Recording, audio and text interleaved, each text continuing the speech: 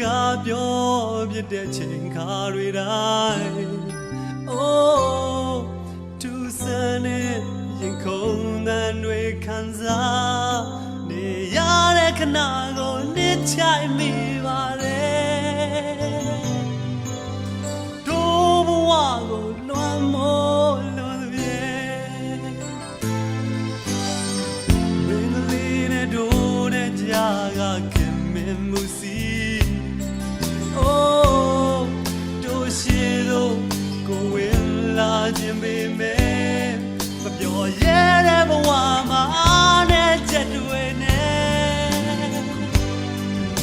မပြောရမှနှုတ်ဆက်လို့ငြိမ်သက်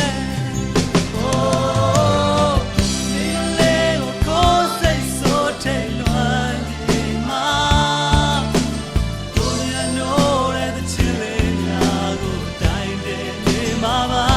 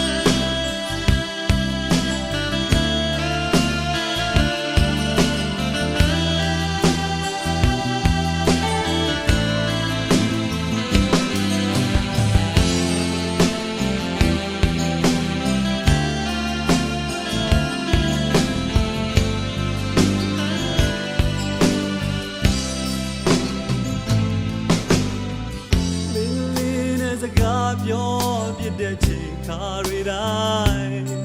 Oh သူစနဲ့ရင်ခုန်သံတွေခံစားနေရတဲ့ခဏကိုနှစ်ချိုင်